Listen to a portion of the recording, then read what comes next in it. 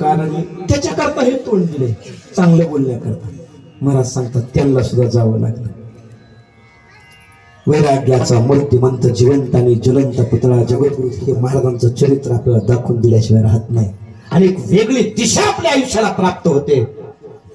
महाराजांचं चरित्र वाचा.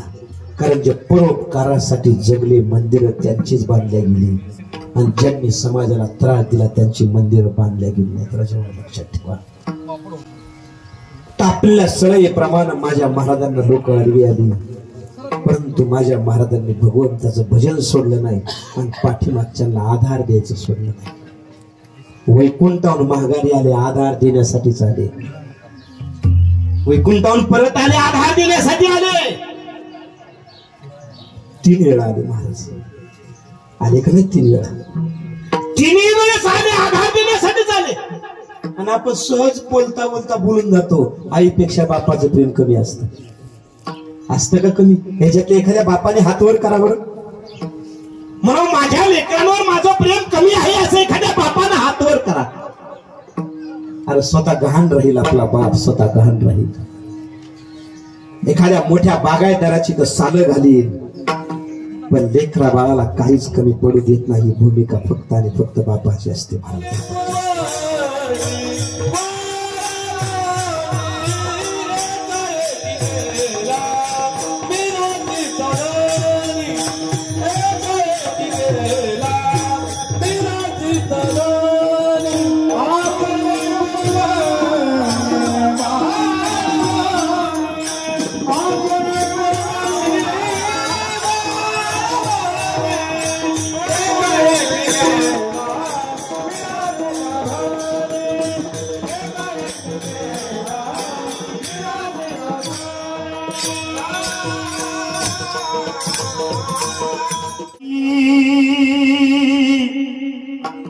लेकुराचे ओढी आपुली कुरवंडी वाळवली. जगाच्या पाठीवर एकच खांदा असा आहे की त्या खांद्याला लेकीचं वजन कधीच होत नाही. तो खांदा फक्त आणि फक्त बापाचा असतो. बापाचा. ज्यावेळेस बाप निघून जातो त्यावेळेस त्या लेकी बाळीला उभ्या जगामध्ये तितका आधार देणार कोणीच नसतं. राजा कोणीच नसतं. अनेकांना त्याचा अनुभव आलेला आहे. ते तुमच्या पुढे मांडतोय राजा. ज्या गाथ्याच्या माध्यमातून पूर्ण जगाला आज बापाचा आधार मिळतोय. ज्या गाथ्याच्या माध्यमातून दिशाहीन झालेल्या लोकांना योग्य दिशा मिळते. अरे त्या गाथ्यामध्ये जर एवढं सामर्थ्य आहे तर त्या माझ्या तुकाराम महाराज नावाच्या त्या बापामध्ये काय सामर्थ्य असेल. आज त्या गाथ्याकडे जर आपण पाहिलं तर ताई मोकलून रडतोय आपण. तितक्या श्रद्धेने एक अभंग वाचला तर. आणि ते श्रीमंत संत जगद्गुरु तुकाराम महाराज त्यांच्या पुढे असतील. त्यांच्या डोळ्यासमोरून निघून गेल्याच्या नंतर त्या लोकांना किती दुःख झालं असतं राजा. आणि एकाएकी निघून गेले. बघा की किती कमी वयात गेले माझे महाराज. ज्यांनी ज्यांनी इतिहास घडवला त्यांनी कमी वयात इतिहास घडवला. ज्यांनी ज्यांनी परमार्थाची पताका खांद्यावर घेतली, जगाला दिशाहीन झालेल्या जगाला दिशा दाखवली, अरे तेही अर्थी आयुष्यात गेले. काय वय माझ्या माऊलीचं, काय वय माझ्या तुकाराम महाराजांचं. एकटे नामदेव महाराज सोडले तर सकल संतांच्या मंडळीत नामदेव महाराजांचं जास्त वय होईपर्यंत राहिले. बाकीचे सगळे कमी वयात गेले, कमी वयात गेले. तुकाराम महाराजांसारख्या बापाला सुद्धा अर्ध्यावर जावं लागलं. आणि डाव मोडला महाराज, डाव मोडला. भातुकलीच्या खेळामधले,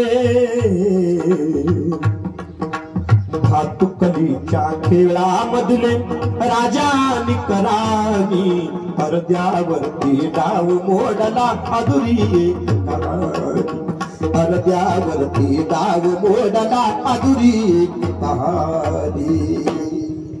तसं झालं की राजा, विठ्ठल पंत रुक्मिणी मातेचा डाव अर्ध्यावर मोडला. माझ्या तुकाराम महाराजांचा आणि आई जिजाऊचा डाव अर्ध्यावर मोडला. नव्हे नव्हे करतो मान्यता करतो विश्वमाई बा प्रभू रामचंद्राचा डाव सुद्धा अर्ध्यावर मोडला रे राजा, अर्ध्यावर मोडला. वैराग्याचा मूर्तिमंत पुतळा जेव्हा तुकाराम महाराज वैकुंठ धामाला निघून गेले, विचारा त्या भागीरथीला, विचारा त्या छोट्याशा नारायणाला, विचारा त्या छोट्याशा विठूला. बाप नसताना किती मोठं दुःख सहन केलं.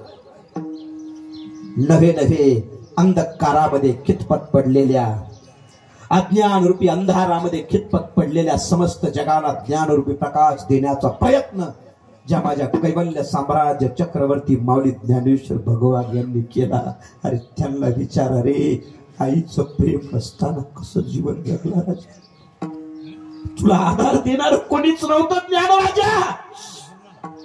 बापाचा आधार मावळला, आईचं प्रेम मावळलं, तेच माझी ज्ञानारी आज जगाची आई झाली रे, जगाची आई झाली.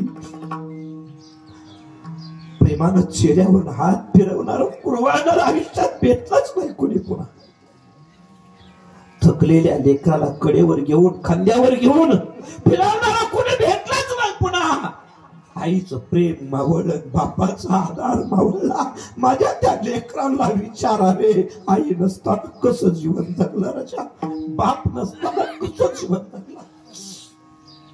आणि का कोण झाले, बाप गेल्याच्या नंतर सगळ्यात मोठं दुःख जिला होतं ना, ती लेक असते राजा. लेक फार मोठं दुःख तिला होतं. इथं तेच झालं महाराजांच्या बाबतीत, तेच झालं. जेव्हा महाराज निघून गेले तेव्हा भागीरथीला कळालं आपला बाप वैकुंठाला गेला.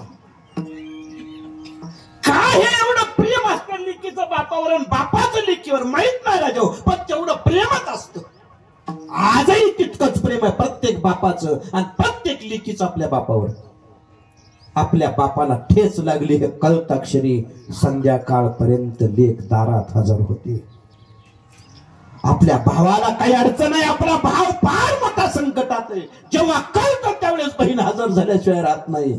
थोडस क्षमा मागून बोलतो, एक वेळेस पोटच्या लेकराचा ते विचार करत नाही, पण पाठच्या भावाचा विचार केल्याशिवाय राहत नाही. कारण तिला माहित असतो पोटचं लेकरू आज ना उद्या होईल, पण पाठचा भाऊ का माती अड झाला की मला ताई म्हणून हाक मारणार, उभ्या जगात कोणी नसणार आहे, कोणीच नसणार. आणि खरंय महाराज, हे सत्य आहे. काळ्या दगडावरती सफेद रेस आहे. भाऊ गेल्याच्या नंतर त्या बहिणीला भावाचा आधार कोणी देत नाही, आणि बाप गेल्याच्या नंतर लेकीला बापाचा आधार कोणी देत नाही. तसंच झालं. अर्ध्यावर बाप गेला निघून, आणि भागीरथीला कळालं आपले बाबा वैकुंठाला गेले. येलेवाडीहून पळतच आले. भांगिरीवर पाहिलं, गोराड्यावर पाहिलं, बंडारा पाहिला, पूर्ण देहू गावात पाहिलं. किसान त्याला विचारू लागले, माझा बाबा कुठे, माझे बाबा कुठे, माझे बाबा कुठे. सगळ्यांना विचार, कोणीच सांगाना. आणि ज्यावेळेस सगळ्यांचे सगळे पर्याय संपतात त्यावेळेस शेवटचा पर्याय म्हणून देवाच्या जवळ जातो आपण. भागीरथी तेच झालं. देवाच्या जवळ गेली, कोपऱ्यापासून हात जोडले, देवाला बोलू लागले, देवा तू तरी सांग.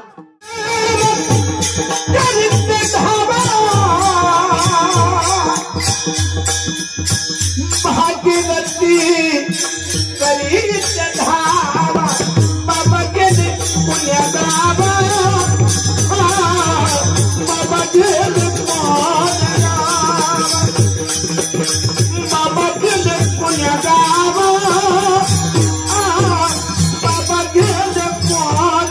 त्याच्यानंतर लेक टाहू फुडायला लागली, मोठमोठ्याने हंबरडा फुडायला लागली महाराज. आणि लेकीचा आवाज वैकुंठापर्यंत गेला. हे लेकीचं प्रेम असतं.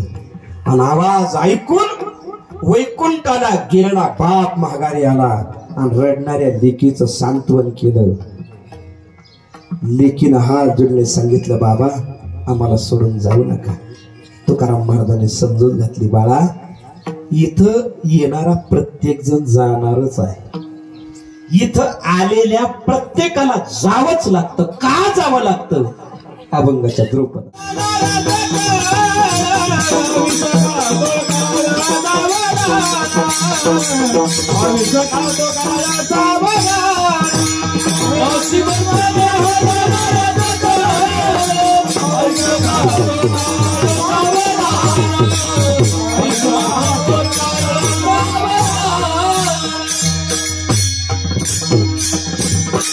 जाणार सकळ आयुष्य खातो काळ सावधान.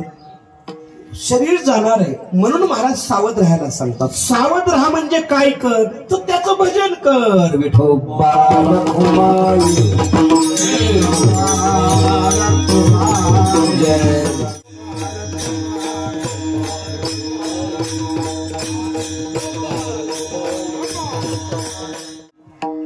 फडाचे नियम माहीत आहेत म्हणून एकही प्रमाण मी क्षपक म्हणलो नाही. नाहीतर आई बाप या विषयावर कविता का कमी आहेत का? आहेत का नाही? भरपूर. पण एकही म्हणलो नाही, म्हणणारही नाही. कारण मी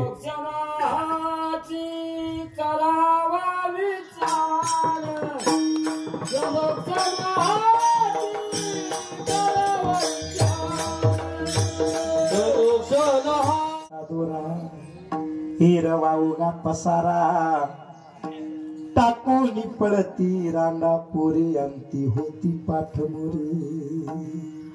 एक ना एक दिवस आपल्या आयुष्याची संध्याकाळ होणार हे ठरलेलं आहे. फक्त कधी होणार हे माहित नाही. क्षणभंगुर नाही भरवसा, वारे सावध तोडा माया आशा. काही नचले मग गळा पडेल फासा. पुढे हुशार थोर आहे बोल सांगा. राम राम स्मरा आधी, राम राम स्मरा आधी. तर रोज आयुष्याची वजाबाकी होते. आयुष्य जात आहे पहा, काळ जपतसे महा. स्वहिताचा घोर वहा, ध्यानी रहा श्रीहरीच्या. प्रत्येकाच्या आयुष्यात जसं सुख असतं तसं दुःख भोगायची सुद्धा पाळी येते. सुख पाहता जवा पाळी, दुःख पर्वता एवढी. या मोठमोठाल्या लोकांच्या जीवनामध्ये इतकं मोठं दुःख भोगायची पाळी आली राजा हो. मग एक ना एक दिवस आपल्या आयुष्यात हा प्रसंग येणार आहे. प्रेम देणारी आई आपल्यापासून दूर निघून जाणार. काळ त्यांच्यावर घडी घडी काळ वाटयाची पाहे. अजून किती आहे अवकाश, अजून किती आहे अवकाश. कधी तो झटका मारील सांगता येत नाही. अनेकांना त्याचा झटका सहन करावा लागला. एक ना येडका मदन केवळ पंचानन पाहून घ्या. महादेवाला झटका बसला, पार्वती मातेला झटका बसला, अनेक योग्यांना, अनेक त्या ठिकाणी तप ध्यान करणाऱ्या लोकांना त्याचा झटका बसला. आपल्याला बसणार राजा हो. म्हणून कदाचित तो झटका आपल्या डोळ्यापुढे आपल्या प्रेम देणाऱ्या आईला बसेल, आधार देणाऱ्या बापाला बसेल. आणि त्या आई बापा विना आपल्याला पोरकर व्हावं लागेल. काना म्हणे तुझ्या वियोगे पोरका झालो दे रे बेटी देवराया. म्हणजे कानोबाने सुद्धा पोरके झाले. प्रेम देणारी कनकाई गेली, आधार देणारे बोलोबा गेले, आणि बापाच्या जाग्यावर आधार देणारे तुकाराम महाराज होते तेही गेले. आणि माझे कानोबा एकटे पडले रे, माझे कानोबा एकटे पडले. म्हणून ती वेळ आपल्यावर येणार आहे राजा. परंतु शेवटी नाविलाज तो का म्हणे उगेच राहावे, जे जे होईल ते सहज पाहावे। जाता जाता विनंती करतो, प्रेम देणारी आई असते, आधार देणारा बाप असतो। तिच्यासारखं प्रेम कोणी देत नाही आणि बापासारखा आधार कोणी देत नाही। ज्यावेळेस तो आधार देणारा बाप जाईल तेव्हा पाठीमागच्यांना कळतं आता आपल्याला किती दुःख आहे। ज्यावेळेस प्रेम देणारी आई जाते त्यावेळेस आपल्याला कळतं आता प्रेम देणारं कोणी राहिलं नाही। सब पैसे की भाई अपना साथी नहीं रे कोई, हे अनुभवायला मिळतं। पण निष्काम प्रेम देते ती आई आणि निष्काम प्रेम देतो तो बाप। म्हणून आहे तोपर्यंत त्या आईला जपा राजा, आहे तोपर्यंत त्या बापाला जपा। एक वेळेस देवाची सेवा आपल्या हातून कमी झाली तरी चालेल, एक वेळेस संतांची सेवा कमी झाली तरी चालेल, एक वेळेस ग्रंथाची सेवा कमी करा। अजून थोडं स्पष्ट बोलून जातो, आमच्यासारख्या महाराज लोकांच्या पाया सुद्धा पडत जाऊ नका, नका पडू पाया राजा, काय त्याच्या वाचून घोटाळलं नाही। जे पाय परोपकारासाठी झिजतेत ना त्याच पायावर डोकं टेकवा, जे पाय चंदनाप्रमाणे झिजतेत त्याच पायावर मस्तक टेकवा। मस्तक ठेंगणा करी संतांच्या चरणा, तुझ व्हावा आहे देव तरी हा सुलभ गोपा। अशा पायावर डोकं टेकवल्याच्या नंतर काही आवश्यक होईना त्या पायातलं पुण्य आपल्या डोक्यात येईल आणि त्याची अनुभूती आपल्याला येईल। असे पाय शोधा आणि तिथं मस्तक टेकवा राजा हो। ते पाय फक्त संत ग्रंथ पंत भगवंत आणि जन्मदाते आई बाप यांचेच आहेत राजा। हे सगळ्या गोष्टी एक वेळेस बाजूला टाका। पण ज्यांनी तुम्ही आम्हाला विश्व दाखवलं, रक्ताचं दूध केलं, रात्रीचा दिवस केला, हाताचा पाळणा केला, मरणाच्या दाढीत गुंतली त्या आईला कधी विसरू नका। आणि आपल्या सुखासाठी स्वतःच्या सुखाचा त्याग केला, आयुष्यभर गुराढोरासारखं कष्ट केलं आणि लेकरा बाळांचं जीवन रेगरूपाला लावतो तो आपला बाप असतो। तुमच्या पाया पडतो रे राजा हो, त्या बापाला कधी विसरू नका। कदाचित आपला बाप रागीट असेल, आपला बाप पावलो पावली आपल्यावर ओरडणारा असेल, पोरांना काठीने मारणारा असेल, सारखा त्या ठिकाणी जाच करणारा असेल, परंतु बापाचं मारणं सुद्धा आपलं आयुष्य घडवतं, बापाचं रागवणं सुद्धा आपलं आयुष्य घडवतं, बापाने सतत बोलणं सुद्धा भविष्य काळात आपल्यावर फुलं पडण्यासाठी आपला बाप आपल्यावर रागवत असतो। आपल्या बापाच्या रागवण्यात सुद्धा प्रेम दडलेलं असतं, हे कधी विसरू नका। तुमच्या पाया पडतो, माता पित्या समदैवत नाही, हीच खरी पंढरी। मातृदेव भो पितृदेव भो आचार्य देव भो, माय बाप केवळ काशी तेने न जावे तीर्थाची, सकल तीर्थाची आधुरे जिये का माता पितरे। अनेक प्रमाण आहेत आणि ती सगळी आपल्या आईला बापाला लागू होतात। परंतु शेवटी नाविलाज आहे, त्यांच्यावर देवाची सत्ता आहे आणि त्या सत्तेमुळेच आज या बापाला अर्ध्यावर जावं लागलंय। शेवटी डॉक्टरी हा विलाज असतो आणि ईश्वरी सत्ता असते। त्या विलाजाचा सुद्धा नाविलाज झाला, कोट्यावधी रुपये खर्च केले, परंतु त्यांना आपल्याला सोडून जावं लागलेलं आहे। जाता जाता एक विनंती करतो, देवाच्या चरणाजवळ त्यांना जागा मिळो, समस्त कुटुंबावरती पितरांच्या रूपानं त्यांची कृपा राहो आणि वर्षानुवर्ष पुण्य स्मरणाची सेवा तुम्हा कुटुंबाकडून अशीच घडावी, अशा प्रकारची आशा व्यक्त करूया आणि ही कीर्तन रूपी सेवा त्यांच्या चरणावरती समर्पित करूया। क्षणो